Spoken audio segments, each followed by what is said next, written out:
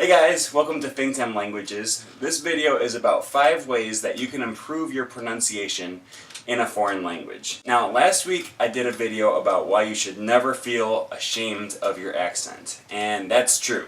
I still stand by that. If your accent is not preventing you from being understood, then you should never feel self-conscious about it. But if people are having a hard time understanding what you're saying to them, now we have a problem, and fortunately it's a problem that can be solved. So that's what we're going to talk about in this video today. My first tip is to watch what native speakers do with their tongues, their lips, and their mouths when they're speaking. Then look in a mirror and try to reproduce that yourself. Now, if you don't have a ton of access to native speakers that you can watch and creep on all day, YouTube is a great resource for that, and it's arguably even better than talking to native speakers in real life, because on YouTube you can slow it down.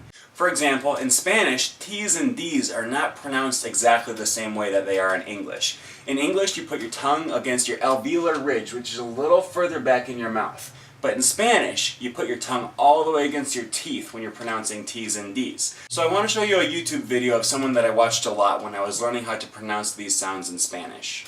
Alright, now I want to show you guys this video that I watched when I was trying to figure out exactly how to pronounce T's and D's in Spanish. And I'm going to show you this video of this girl talking. Yeah.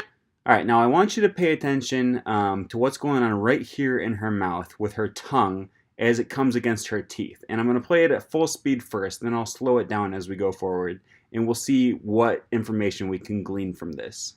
¿Alguna vez habéis venido a España?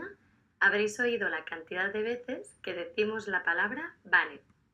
Alright, now that was pretty fast. Let me see if I can back it up here a little bit. That was pretty fast, but if you were paying attention, you might have been able to notice her tongue popping out of her teeth right here when she was doing her T's and D's. Now, like I said, the really beautiful thing about YouTube is that you can go over here to the settings and you can slow it down. I actually have my YouTube in Spanish right now. But this says speed. Now we're gonna slow it down to 75% at first, and we'll see how this goes. Now remember how fast she was speaking the first time, and we'll see if there's a big difference here.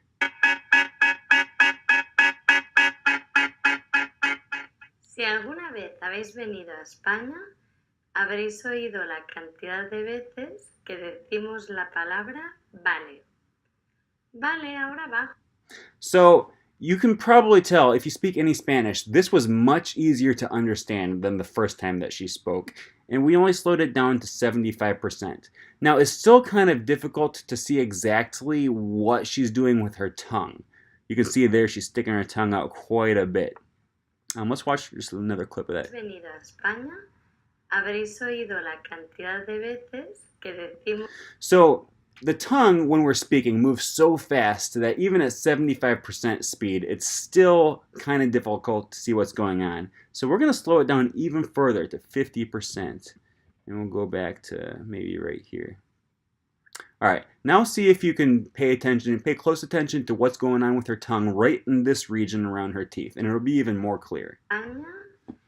Habréis oído la cantidad de veces que decimos la palabra vale. So this is just really useful for trying to figure out exactly what is going on in the mouth of a native speaker. And you can even slow it down even further to 25% if you really want to hone in on that. Habréis oído la See her D's there? D. de veces That was a C there. que There's a D. decimos Let's go la back to that D right here, because that's really interesting. veces que Now, she is in the process of saying a D right here. She was saying la cantidad de veces que decimos, and this is the D of que decimos. And you can see how far she's sticking her tongue out when she's pronouncing this D. And that's very different from what we do when we're speaking English. So this is a great example of how you can use native speakers to try to figure out exactly what they're doing and sound more like them. And YouTube is just a great resource because you can slow it down and really pinpoint what the native speakers are doing. After you spent a lot of time watching what native speakers do with their tongues and their mouths and their lips and their whole vocal tract, Then you go to the mirror and you try to reproduce that same thing yourself. My next tip is to listen to your target language a lot without reading it. Now, I am a huge advocate of reading in your foreign language. I think you should do it all the time. But there's also something to be said for listening without reading. And the reason for that is you don't want the spelling of your native language to influence the way you're perceiving your target language. This can be a really big issue because in a lot of languages, spelling does not reflect the proper pronunciation. Not to mention, in the language that you grew up reading, a given letter may have a very different pronunciation in your target language. For example, the R in Spanish is not pronounced anything like the English R. They just happen to be spelt with the same letter. R's in Spanish are actually pronounced a lot closer to the way Americans pronounce the letter T when it comes between two vowels, like in water, or butter, or later. Now, if you're just listening to your target language, there's a good chance you'll pick up on some of these subtleties. But if you spend more time reading it, then there's a good chance that your perception of these letters might be affected by the way these letters are pronounced in your native language. Now, this second step will be marginally effective by itself, but it will become really effective if you combine it with the third step, and that is repeating the words out loud. You can't learn to play the piano just by thinking about it in your brain. You have to actually move your fingers to get that muscle memory down. And it's the same thing with your tongue and your mouth. You have to practice doing it out loud in order to really develop that muscle memory. A great time to do this is when you're using Duolingo or Memrise. When I use these apps, I actually pronounce every sentence and every vocabulary word out loud after I hear the computer speak it. And the key is trying to reproduce those sounds as closely as possible to what you're hearing, and not letting your perception of the spelling affect the way that you're thinking about it. Another great option is following along in Pimsleur courses. These are audio courses that are either on CD or MP3 format, and they have native speakers speak a full sentence, and then they pause and give you the opportunity to repeat that sentence. And this is great because it's entirely audio with no reading or writing whatsoever, and I think that's a big help in really starting to internalize these sounds. This option will be free if you have a library nearby that stocks Pimsleur CDs. Another option that I really like is if you can find a song in your target language that is sung very slowly and clearly, then this is going to be really good practice to sing along with that. And this is really interesting if you're relatively new to the language and you don't understand a lot of the words in the song, because then you're just practicing pure pronunciation and you don't have any preconceived notions about spelling or about how vocabulary words sound. You're just listening to the sounds of the languages and trying to reproduce them. My next tip is to learn about the International Phonetic Alphabet and to look up the phonology of your language. The IPA is a scientific way of transcribing words in any language that removes almost all ambiguity about how they're supposed to be pronounced. Remember earlier when I said that R's in Spanish are pronounced almost exactly the same way as certain T's in English? There's a symbol in the IPA that kind of looks like a weird little R, and that symbol is used for this sound no matter what language you're talking about. Remember when I said that D's and T's in Spanish are pronounced with the tongue at the teeth, whereas in English they're pronounced with the tongue a little further back? We have a way of marking this in the IPA as well. For the Spanish ones, you put a little mark underneath, and to me it kind of looks like a little tooth. And this reminds me that in Spanish, D's and T's are pronounced with the tongue at the teeth.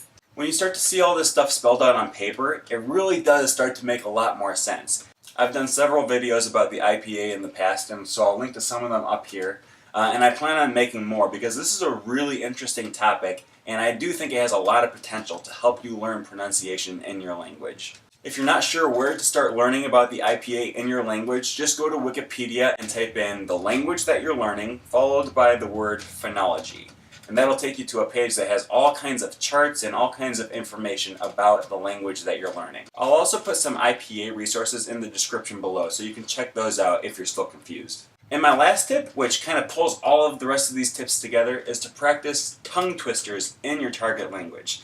And this really goes back to my tip about speaking out loud, because tongue twisters are going to give you a lot of repetition, and they're really going to get that muscle memory forming quickly. Think of tongue twisters kind of as going to the gym and getting a lot of reps in your bicep curls, or whatever exercise you prefer to do. Well, repetitions and pronunciation are just as important. I remember when I first learned that T's and D's in Spanish are pronounced differently than they are in English. It does you no good to have the head knowledge that T's are pronounced differently in Spanish from in English if you don't put that into practice and develop the habit of actually pronouncing them that way.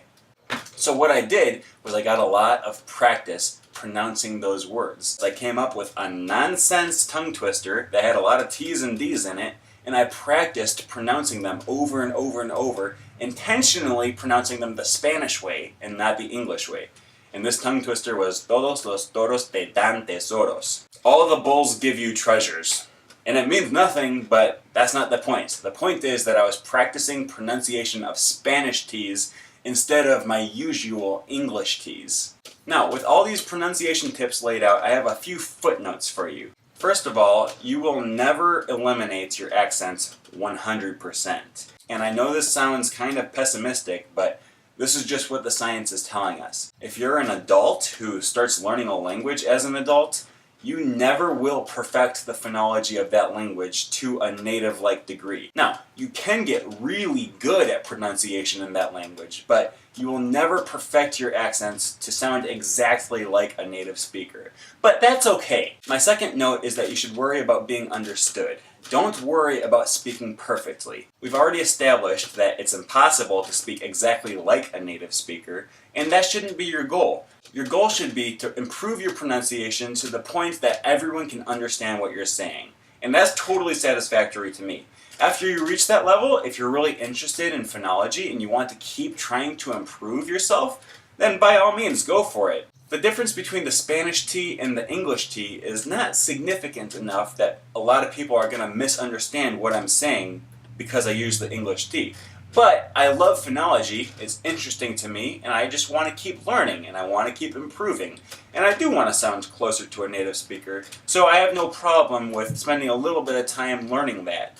But once you've reached the level that 99% of the people are able to understand everything that you say with no problem, you don't need to worry too much about that last 1%, because we've already established that becoming perfect in your accent is not going to happen, it's not possible, and it's really not even that useful. And my last note on this subject is never apologize for your accent. This goes back to the video I made last week about SpongeBob. But as long as people are understanding what you say, it's much better to speak with an accent confidently than to have really good pronunciation and be too afraid to speak. We should want to improve our accents, but don't let that tear you up inside. There are much worse things than speaking with a slight accent.